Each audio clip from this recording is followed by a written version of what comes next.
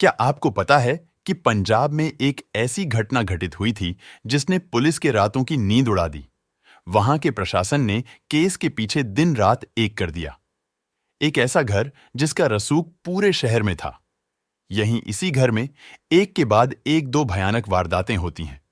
कातिलों ने इस तरह से कत्ल को अंजाम दिया कि उनमें से एक तो सुलझ गया, लेकिन दूसरा आज भी एक रहस्य बना हुआ है।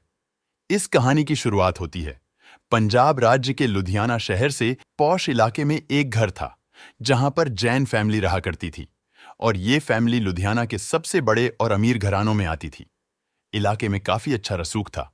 घर में रीमा जैन और दो बेटे और एक बेटी रहा करती थी। बेटों का नाम था भानु प्रताप जैन और भरत जैन और बेटी का नाम था भानवी जैन। इस घर के लोग धीरे धीरे एक बहुत बड़े दुख से उभर रहे थे। वह दुख ये था कि बच्चों के पिता और रीमा जैन के पति सुनील जैन की मृत्यु का सुनील जैन पहले अपने बिजनेस को संभाला करते थे। ये एक इंडस्ट्रियलिस्ट थे। इसके अलावा भी इनके कई बिजनेस थे, लेकिन 2002 में इनकी मृत्यु के बाद 2005 तक इनकी पत्नी ने सारा बिजनेस संभाल लिया। साथ ही अपना घर भी देखती थी, बच्चों का ध्यान भी रखती थी।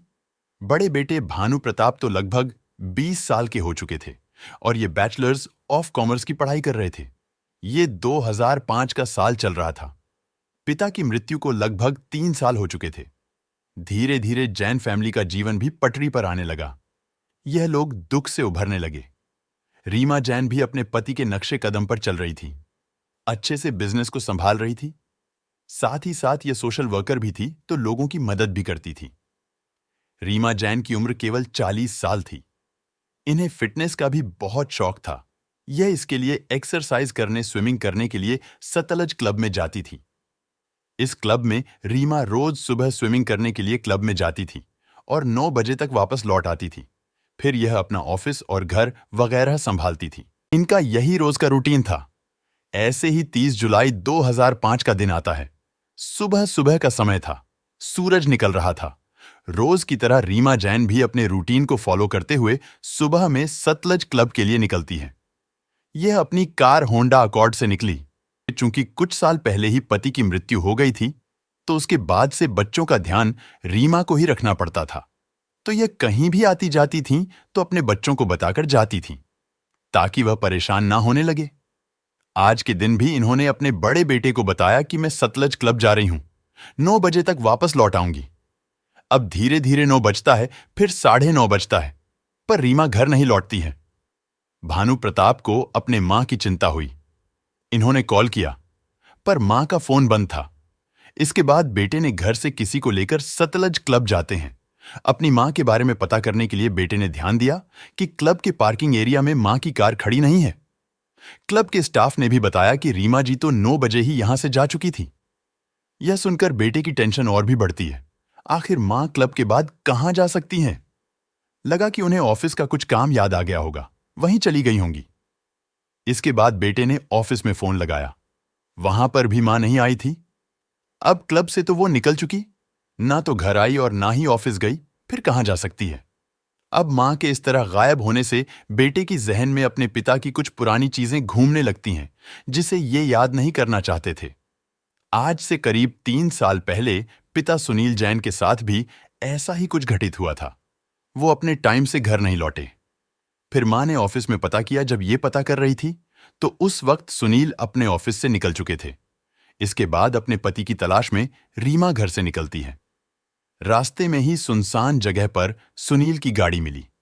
गाड़ी के अंदर सुनील रक्त में पड़े हुए मिलते हैं। किसी ने इन पर गोलियां चलाई थीं। काफी देर के बाद रीमा यहां पर पहुंची थी। फिर फौरन इन्हें हॉस्पिटल ले जाया गया। पता चला कि इनकी मृत्यु हो चुकी है। शरीर से रक्त ज्यादा गिर चुका था। अगर थोड़ी देर पहले लाते तो बचने की संभावना थी। इसके बाद यहां पर पुलिस आती है। फोकल पॉइंट पुलिस स्टेशन में कत्ल का मुकदमा दर्ज होता है। चूंकि सुनील को गोलियां लगी थीं, इसलिए पुलिस ने सोचा कि किसी दुश्मनी या आपसी रंजिश का मामला होगा। पुलिस ने सबसे पूछताछ शुरू कर दिया। घर वालों से पूछा कि सुनील अपने बिजनेस के अलावा और कौन कौन से काम करते थे। यह भी पता करते हैं कि सुनील कुछ गैर कानूनी कामों में इवॉल्व थे या नहीं। इनके ऊपर कोई अकेला आदमी हमला नहीं कर सकता। कई लोग रहे होंगे, यह किसी गैंग का काम होगा। घर वालों ने बताया कि सुनील तो बहुत सीधे साधे इंसान थे, पारिवारिक शख्स थे। इनका ना तो किसी गुंडे से संबंध था और ना ही ये कोई गलत काम करते थे।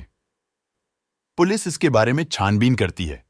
यह भी देखा गया कि सुनील की मृत्यु से आखिर कितने लोगों का बिजनेस तेजी पकड़ेगा, कितने लोगों को फायदा होगा, यहां से भी कुछ पता नहीं चला। इसके बाद सुनील की पत्नी रीमा जैन और कुछ करीबी लोगों से पुलिस ने कहा कि आप लोगों को जिन जिन लोगों पर शक है, उनकी लिस्ट बनाइए। रीमा जैन ने लिस्ट तैयार की। इसमें कई बिजनेस राइवल के लोग थे, कुछ स्टाफ मेंबर थे जिनसे सुनील की कहासुनी हुई थी, कुछ रिश्तेदार वगैरह भी थे। साथ ही साथ सुनील के बड़े भाई अनिल जैन का भी नाम था। अनिल जैन भी एक बिजनेसमैन थे। इनका रियल एस्टेट और टेक्सटाइल का बिजनेस था। लुधियाना के शेरपुर खुर्द गांव में अरनाथ टेक्सटाइल मिल नाम से अनिल की फैक्ट्री थी। वैसे अनिल जैन को लोग मिक्की जैन के नाम से भी जानते थे। रीमा जैन के द्वारा बनाई गई संदिग्धों की लिस्ट पुलिस ले लेती है। इस लिस्ट में मेंशन किए गए नामों का बैकग्राउंड निकाला जाता है। इनके कॉन्टेक्ट देखे जाते हैं। आखिर यह लोग ऐसे कौन से लोगों से मिलते हैं या संबंध रखते हैं जिनका पुलिस में रिकॉर्ड हो। फिर बारी बारी करके लोग इस लिस्ट से हट रहे थे। इन सभी लोगों में बस एक ही नाम बचता है जिनके कॉन्टेक्ट में कुछ क्रिमिनल्स थे। वह नाम था सुनील जैन के बड़े भाई अनिल जैन उर्फ मिक्की का। यह इंसान खुद भी इल्लीगल कामों में इवॉल्व था, जैसे कि काले धन को सफेद करना यानी मनी लॉन्ड्रिंग वगैरह। पुलिस ने सोचा कि कहीं इसी ने तो नहीं अपने भाई का कत्ल करवा दिया। इसके अपराधियों से कांटेक्ट भी है। पुलिस ने शक के आधार पर मिक्की को उठा लेती है। इसने बोला कि इसका अपने भाई के कत्ल में कोई हाथ नहीं है, इसको फंसाया जा रहा है। आगे सेशन कोर्ट में मुकदमा शुरू होता है। यह सारी चीजें 2002 से 2005 के बीच में चल रही थीं। सबूतों के अभाव में अनिल इस केस से बरी हो जाता है। इसके बाद रीमा ने हाई कोर्ट में अर्जी लगाई। यहां से भी इनके जेठ मिक्की जैन बरी हो गए। इनका अपने भाई के कत्ल में कोई भी इन्वॉल्वमेंट नहीं था। अब रीमा जैन के वर्तमान टाइम में आए तो पुलिस सुनील जैन केस की इन्वेस्टिगेशन कर रही थी। असली कातिल का पता लगाने की कोशिश कर रही थी, पर कुछ भी हाथ नहीं लग रहा था। अब यहां 30 जुलाई 2005 को रीमा घर से क्लब आई, स्विमिंग किया, फिर क्लब से निकल गई, लेकिन यह घर नहीं पहुंची। घर पर रीमा की फैमिली बहुत परेशान थी। सुनील के साथ हुए हादसे अभी भी यह लोग भूले नहीं थे कि अब रीमा लापता हो गई। अब भानु प्रताप के मन में बुरे बुरे ख्याल आ रहे थे। इन्होंने अपने ऑफिस स्टाफ से, रिश्तेदारों से, जितने भी फोन में कांटेक्ट थे, सभी लोगों से जहां जहां पर मां जाती थीं, वहां जाकर पता किया। चारों तरफ देखा गया, लेकिन इनका कुछ पता नहीं चला। अब धीरे धीरे शाम हो जाता है। रीमा अभी तक घर नहीं आई। इसके बाद बड़े बेटे भानु प्रताप लुधियाना के डिवीजन 5 पुलिस स्टेशन में अपनी मां रीमा जैन की गुमशुदगी की रिपोर्ट लिखवाते हैं। चूंकि इससे पहले भी जैन परिवार में एक घटना घटित हो चुकी थी, उसकी तफ्तीश भी चल रही थी, इसलिए इस केस को भी सीरियस लिया जाता है। शहर के एसपी ने यह केस अपने कंट्रोल में ले लिया। इस बार इन्हें कोई चांस नहीं लेना था। पुलिस ने अपनी छानबीन शुरू कर दी। बेटे ने बताया कि इसके ताऊ यानी अनिल जैन से मां का विवाद चल रहा था। बिजनेस वगैरह को लेकर घर में कुछ और लोग भी थे। उन्होंने भी यह बात कंफर्म की, पर ऐसा कुछ सीरियस नहीं था जैसा कि आम घरों में होता है, वैसा ही था। अब यह हुआ कि अनिल जैन ने ही कुछ किया होगा। फिर 31 जुलाई 2005 तक पुलिस मिक्की जैन के खिलाफ किडनैपिंग का केस दर्ज करती है। इसके बाद इसे इसके घर लुधियाना के पखोवल रोड पर मौजूद प्रीमियम अपार्टमेंट से उठाया जाता है। मिक्की से पुलिस पूछताछ शुरू कर देती है। इसने कहा कि इसका भाभी की किडनैपिंग से कोई लेना देना नहीं है। भले ही इनके बीच विवाद चल रहा हो, लेकिन इतना भी नहीं था कि यह सब करना पड़े। पहले भी मुझ पर झूठे इल्जाम लग चुके हैं। मेरा उनसे कोई लेना देना नहीं है। ऐसे ही करीब 3 दिनों तक पूछताछ चलती रही। 2 अगस्त 2005 तक इसे छोड़ दिया गया। इधर चूंकि रीमा अपनी कार से निकली थी, ना तो वह मिल रही थी और ना ही उनकी गाड़ी। इसके बाद पुलिस ने रीमा जैन की गाड़ी का नंबर हर पुलिस स्टेशन में फ्लैश कर दिया। सभी टोल नाकों पर हाई अलर्ट जारी किया जाता है कि इस नंबर की गाड़ी मिले तो तुरंत सूचित करें। यही नहीं, लुधियाना पुलिस ने हरियाणा, उत्तर प्रदेश, दिल्ली जैसे पड़ोसी राज्यों में भी कार का नंबर फ्लैश कर दिया। अगर गाड़ी पंजाब राज्य में नहीं है तो पड़ोसी राज्यों में जरूर मिलेगी। यह करने के बाद पुलिस ने रीमा जैन के दुश्मनों का पता लगाना शुरू किया। इनके राइवल बिजनेसमैन, दोस्त, परिवार जानने वाले बिजनेस स्टाफ जिस क्लब में यह जाती थी, वहां के लोगों से हर तरह से पुलिस ने इन्वेस्टिगेशन करने की कोशिश की, लेकिन कहीं से कुछ पता नहीं चला। कोई सुराग नहीं मिला। किसी से कोई दुश्मनी का सवाल भी नहीं था। रीमा एक सोशल वर्कर थी, लोगों की मदद करती थी। इनका स्वभाव भी अच्छा था। परिवार में ना तो सुनील जैन को पैसों का घमंड था और ना ही रीमा जैन को रीमा जैन के गायब होने और किडनैप होने जैसी खबरें न्यूज में चलने लगी, अखबारों में भी छपने लगी। यह भी था कि अगर मिक्की ने अपनी भाभी के साथ कुछ नहीं किया तो कोई बाहर वाला होगा। अगर उसने पैसों के लिए किडनैप किया तो जरूर फिरौती का कॉल आएगा, तो घर वाले इसके भी इंतजार में थे। फिर छानबीन और पूछताछ में हफ्तों बीत जाते हैं, पर किसी ने कॉल नहीं किया। 16 अगस्त को दिल्ली के इंदिरा गांधी इंटरनेशनल एयरपोर्ट पर एक पुलिस कांस्टेबल अपनी ड्यूटी कर रहे थे। इनकी ड्यूटी इंटरनेशनल साइट के एक पार्किंग एरिया में लगी थी। 16 अगस्त को कांस्टेबल यूं ही अपना गाड़ियों पर निगरानी रख रहे थे और टहल रहे थे। तभी अचानक इनकी नजर पार्किंग एरिया में एक गाड़ी पर पड़ी। चूंकि रीमा जैन की कार और इसका रजिस्ट्रेशन नंबर फ्लैश था, इस वजह से जब कांस्टेबल ने पार्किंग एरिया में इस गाड़ी को देखा और अपने बड़े ऑफिसर को इसकी सूचना दी, फिर इसके तुरंत बाद ऑफिसर्स यहां आते हैं और गाड़ी को देखना शुरू कर देते हैं। फिर गाड़ी का नंबर मैच हो जाता है, साथ ही साथ गाड़ी का कलर, मॉडल, सब कुछ मिल रहा था। फिर दिल्ली पुलिस लुधियाना पुलिस को गाड़ी की खबर देती है। खबर सुनकर लुधियाना पुलिस भी दिल्ली के इंदिरा गांधी इंटरनेशनल एयरपोर्ट पहुंची। इनके साथ जैन परिवार के कुछ लोग और बेटे भी आए हुए थे। गाड़ी सच में रीमा जैन की ही थी, जिसे लेकर यह 30 जुलाई की सुबह निकली थी। आखिर यह गाड़ी यहां दिल्ली के एयरपोर्ट पर कैसे आई? यह गाड़ी कोई संदिग्ध हालत में भी नहीं थी। इसकी बॉडी पर कोई डेंट वगैरह भी नहीं था। बकायदा गाड़ी की पार्किंग स्लिप लेकर इसे पार्क किया गया था। पर्ची काटने वाले ने बताया कि इसे याद नहीं है कि गाड़ी किसने पार्क की है। रोज सैकड़ों लोग यहां पर आते जाते हैं। इसके बाद गाड़ी की तलाशी ली जाती है। इसमें से रीमा जैन का स्विमिंग कॉस्ट्यूम बरामद होता है, जिसे लेकर रीमा क्लब जाती थी। इससे लुधियाना पुलिस ने थ्योरी निकाली कि रीमा अपनी गाड़ी लेकर क्लब गई, वहां अपना जो काम करना था वह किया। उन्हें कोई इमरजेंसी खबर मिली होगी। फिर यह लुधियाना से दिल्ली आई। एयरपोर्ट से कोई इंटरनेशनल फ्लाइट लेकर विदेश चली गई, क्योंकि ये विदेश गई तो वहां इंडियन नंबर काम नहीं कर रहा होगा, इसीलिए सिम बंद हो गया। पुलिस गाड़ी को जब्त करके लुधियाना ले आती है। फिर वापस से घर वालों से पूछताछ होता है। आखिर उनके विदेश में किन किन लोगों से जान पहचान है, वो विदेश में कौन सी जगह पर जा सकती है, किससे उनकी करीबी जान पहचान होगी। इसी समय रीमा जैन के रूम की तलाशी भी ली जाती है। शायद यहां से उनके विदेश जाने का कोई क्लू मिल जाए। इसी दौरान रीमा के अलमारी से इनका पासपोर्ट बरामद होता है। अगर पासपोर्ट यहां पर है तो रीमा विदेश नहीं गई होंगी। पुलिस की यह थ्योरी फेल हो गई। लगा कि किडनैप करने वाले गुंडों ने पुलिस को गुमराह करने के लिए गाड़ी एयरपोर्ट पर खड़ी कर दी। जरूर रीमा को उन लोगों ने दिल्ली में ही कहीं रखा होगा। इसके बाद दिल्ली पुलिस भी अपनी खोजबीन शुरू कर देती है। दोनों स्टेट की पुलिस पर मीडिया का प्रेशर था। मामला हाई प्रोफाइल था तो पॉलिटिकल प्रेशर, परिवार वालों का प्रेशर, बड़े बड़े ऑफिसर्स का प्रेशर, मतलब इन्वेस्टिगेशन करने वाली टीम पर प्रेशर का भी कोई कसर नहीं छूटा। अगर रीमा की किडनैपिंग हुई तो फिरौती का कॉल आना चाहिए था, पर महीनों गुजर गए, कॉल नहीं आया। पुलिस को कहीं से कोई लावारिस शव भी नहीं मिला। पुलिस ने अपने मुखबिरों को भी काम पर लगा दिया था। वह लोग भी शहर के गुंडे मवालियों से इंफॉर्मेशन निकाल रहे थे। दिल्ली पुलिस ने भी खोजबीन की, लेकिन वहां से भी रीमा जैन का कुछ पता नहीं चला। समय बीत रहा था। ही मुखबिर के जरिए खबर निकली कि रीमा के लापता होने के कुछ दिन पहले जसबीर सिंह सतलज क्लब के बाहर घूमते हुए दिखा था। अनिल जैन के जानने वाले अपराधियों में एक ऐसा था जिससे माखन सिंह की दोस्ती थी। वापस से पुलिस की थ्योरी निकलती है कि अनिल ऑफ मिक्की ने जसबीर को सुपारी दी। अपने भाभी का कत्ल करने की जसबीर की गैंग ने सुपारी ले ली। गैंग जेल में कैद था। इसी जेल में माखन सिंह भी रहा होगा। जसबीर के गैंग के किसी ने माखन सिंह को सुपारी के बारे में बता दिया, जिससे मुखबिर तक यह बात पहुंचती है और फिर पुलिस तक पहुंची। लेकिन पुलिस जसबीर और उसके साथियों को किस आधार पर उठाए, क्योंकि ये गुंडे बदमाश थे। कोई ना कोई केस थाने में दर्ज होगा ही। पुलिस ने इसी बारे में पता करना शुरू किया।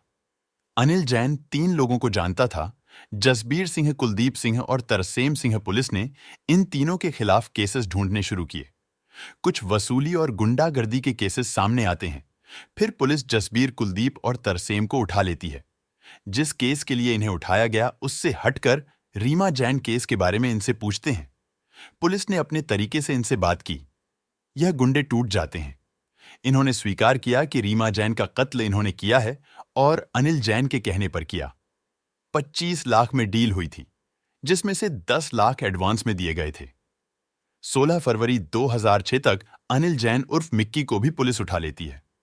इससे नरमी दिखाकर बहुत पूछताछ हो चुकी थी। अब थोड़ी कड़ाई दिखाकर बात किया जाता है।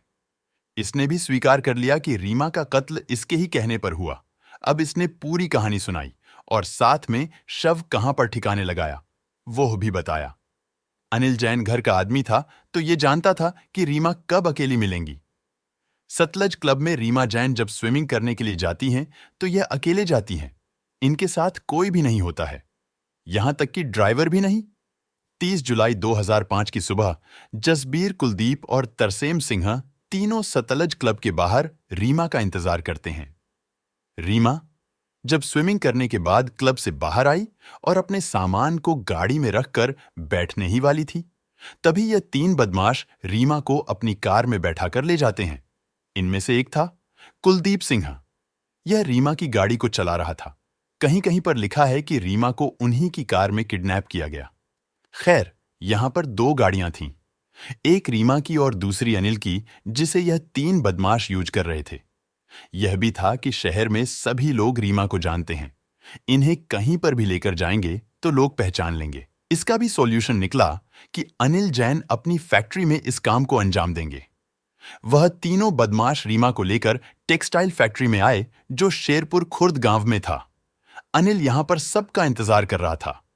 रीमा को फैक्ट्री लाया गया। क्योंकि यह सुबह सुबह का समय था तो फैक्ट्री के स्टाफ भी नहीं आए थे। सबसे पहले तीनों बदमाश और अनिल रीमा को टॉर्चर करते हैं, मारपीट करते हैं। इन्होंने डरा धमकाकर पहले कुछ कागजों पर साइन करवाए। इसमें बिजनेस और प्रॉपर्टी से जुड़े कागज थे। साइन कराने के बाद फिर से मारपीट हुआ। फिर रीमा को इंसुलिन का इंजेक्शन दिया जाता है। वैसे यह इंसुलिन के इंजेक्शन डायबिटीज पेशेंट को दिए जाते हैं जिनका शुगर लेवल हाई होता है। इंसुलिन के शॉट से हाई शुगर लेवल को लो करके नॉर्मल पर लाते हैं। यह एक तय मात्रा में दिया जाता है। अगर ज्यादा दिया तो शुगर लेवल बहुत लो हो जाएगा, जान खतरे में पड़ सकती है। अब आप सोच सकते हैं कि जिसे डायबिटीज नहीं है उसे इंसुलिन दिया तो क्या होगा। यहां पर रीमा डायबिटीज की पेशेंट नहीं थी। इसको इंसुलिन दिया जाता है ताकि इसका शुगर लेवल कम हो और उसकी मृत्यु हो जाए। जब पुलिस शव को बरामद करे और पोस्टमार्टम हो तो मृत्यु का कारण लो शुगर लेवल आए जिससे मृत्यु नेचुरल लगे। इन्होंने रीमा को इंसुलिन के 4 शॉट्स दिए हैं। थोड़ी ही देर में रीमा की मृत्यु हो जाती है। धीरे धीरे फैक्ट्री में वर्कर्स के आने का टाइम होने लगा। इन्होंने रीमा के शव को फैक्ट्री के स्टोरेज एरिया में छिपा दिया। इसी में ड्राइवर कुलदीप था। इसको रीमा की गाड़ी दिल्ली के इंटरनेशनल एयरपोर्ट पर पार्क करने को कहा और यह अच्छे से पार्किंग स्लिप लेकर पार्क करेगा ताकि पुलिस कंफ्यूज हो जाए कि रीमा विदेश चली गई हैं। कुलदीप ऐसा ही करता है। बाकी लोग भी अपने अपने घर लौट गए। फिर अगले दिन रीमा के शव को फैक्ट्री के गटर में फेंक दिया जाता है जिससे शव सेप्टिक टैंक में चला गया। यह सब सच्चाई बाहर आने के बाद अनिल जैन पुलिस को उस टेक्सटाइल फैक्ट्री में ले जाता है। पुलिस को शव बरामद करना था। पुलिस ने अपने साथ एग्जीक्यूटिव मजिस्ट्रेट और फॉरेंसिक टीम को ले लिया। मजिस्ट्रेट को इसीलिए साथ लिया गया ताकि कल को कोई सवाल ना उठाए कि पुलिस ने कहीं और से शव को बरामद किया और बेकार में ही अनिल को टारगेट कर रही है। फैक्ट्री के अंदर अनिल ने खुद सेप्टिक टैंक के ऊपर पड़े प्लाईवुड और बाकी चीजों को हटाया, साफ किया। फिर पुलिस के साथ आए कर्मचारी सेप्टिक टैंक के अंदर जाकर तलाशना शुरू करते हैं। 7 महीने पहले हुआ था, इसलिए शव डिकम्पोज हो चुका होगा। केवल हड्डियां ही बची होंगी। शव की पहचान के लिए रीमा जैन के बड़े बेटे को भी बुलाते हैं। फिर कुछ देर बाद सेप्टिक टैंक के अंदर से हड्डियों का एक कंकाल बरामद होता है। इसे पहचानना बहुत मुश्किल था। इसके अलावा सफेद पेन चप्पल और कढ़ाई किए हुए कुछ कपड़े मिलते हैं। कढ़ाई के डिजाइन से बेटे ने पहचान लिया कि उस दिन मां यही कपड़े पहनकर घर से निकली थी। यह 16 फरवरी 2006 का दिन चल रहा था। पुलिस ने शव को पोस्टमार्टम और बाकी चीजों की जांच के लिए हॉस्पिटल भेज दिया। डॉक्टर्स को समझ नहीं आ रहा था कि हड्डियों के स्ट्रक्चर का पोस्टमार्टम कैसे करें। फिर भी इन्होंने पोस्टमार्टम किया। इसमें खोपड़ी पर कुछ निशान मिले लगा कि किसी भारी भरकम चीज से सर पर वार किया गया होगा। यह भी था कि हड्डियां रीमा जैन की है भी या नहीं। फिर रीमा की मां और बड़े बेटे भानु प्रताप के रक्त के सैंपल लिए जाते हैं। डीएनए जांच कराने के लिए इन सैंपल्स को चंडीगढ़ के फॉरेंसिक लैब भेजा गया। यहां पर डीएनए 100% मैच हो जाता है। इसके बाद रीमा के चेहरे की फोटो और बरामद हुए। स्कल का सुपर इम्पोजिशन टेस्ट होता है। इसमें भी स्कल की बनावट रीमा जैन से मिल रही थी। रीमा के कत्ल से 4 महीने पहले इन्होंने 4 दांतों की जगह आर्टिफिशियल फीलिंग कराई थी। वो फीलिंग भी स्कल के जबड़े में मौजूद थी। जिस डॉक्टर ने ये फीलिंग की थी वो भी यह कंफर्म करते हैं। अब 18 फरवरी तक अनिल के गैराज से वो गाड़ी भी बरामद हुई जिसे गुंडों ने किडनैपिंग में यूज किया था। 19 फरवरी 2006 तक जसबीर के घर से रीमा की सोने की अंगूठी और एक कागज का टुकड़ा मिलता है। इस पर रीमा का एड्रेस लिखा हुआ था। इसी दिन कुलदीप सिंह के घर से रीमा जैन की इंपोर्टेड रिस्ट वॉच और उनकी फोटो मिलती है। फिर 14 अप्रैल 2006 तक पुलिस चार्जशीट तैयार करती है। इसमें अपराधियों के ऊपर आईपीसी की धारा 302, 201, 404, 364, 329, 354, 120B और 34 लगती है। अनिल जैन का मोटिव बताया गया कि उन्हें अपने छोटे भाई के कत्ल में झूठा फंसाया गया। 1 साल तक इसे झूठे आरोप में जेल में कैद होना पड़ा। कोर्ट कचहरी के चक्कर काटने पड़े, जबकि इसने तो वो क्राइम किया भी नहीं था। इसके अलावा छोटे भाई के प्रॉपर्टी और बिजनेस का भी लालच था। साथ ही साथ भाभी से बदला भी लेना था, क्योंकि उन्होंने झूठे इल्जाम लगाए थे। अब सेशन कोर्ट में मुकदमा शुरू होता है। 2012 तक 34 गवाहों और 4 आरोपियों की ओर से गवाहों, सबूतों सब कुछ देखने सुनने के बाद कोर्ट ने अपना फैसला सुनाया। 26 नवंबर 2012 को कोर्ट ने अपने 62 पेजेस के जजमेंट रिजर्व रखे। फिर 3 दिसंबर को फैसला सुनाया। अनिल जैन उर्फ मिक्की जैन, जसबीर सिंह, कुलदीप सिंह और तरसेम सिंह को उम्र कैद की सजा हुई। यही दोषी तरसेम और कुलदीप के घर वालों ने बोला कि इनके बेटे निर्दोष हैं। फैसले को ये लोग हाई कोर्ट में चैलेंज करेंगे। कुलदीप के मामा ने कहा कि कुलदीप तो केवल ड्राइवर था, इसने रीमा की गाड़ी को बस दिल्ली ले जाकर पार्क किया था, यह निर्दोष है। रीमा के बड़े बेटे भानु प्रताप भी कोर्ट के फैसले से संतुष्ट नहीं है, यह भी हाई कोर्ट जाएंगे। इन्होंने अकेले ही अपनी बहन और भाई का ख्याल रखा। इन्होंने बताया कि जब यह रात को डर कर उठते थे तो इन्हें संभालने वाला कोई भी नहीं था। कैसा लगेगा जब अपने ही मां की खोज में सेप्टिक टैंक के पास आना पड़े, यहीं से उनके कपड़े और चप्पल मिले। इनका दिल आज भी सोचकर दहल जाता है। अब फिलहाल हाई कोर्ट में रीमा जैन का केस चल रहा है। सुनील जैन के कत्ल की गुत्थी आज भी एक अनसोल्वर्ड मिस्ट्री है। 2012 तक भानु प्रताप की शादी हो चुकी थी और इनका एक बेटा भी था। उसके 4 साल पहले ही इनके बहन की भी शादी हो चुकी थी। उस वक्त छोटे भाई पढ़ाई कर रहे थे। तो कहानी को यहीं पर खत्म करते हैं और कमेंट करके बताइए कि वीडियो आपको कैसा लगा। इस वीडियो को लाइक और शेयर जरूर करिए और हमारे चैनल को सब्सक्राइब करके बेल आइकॉन ऑन कर लीजिए। मिलते हैं नेक्स्ट वीडियो में।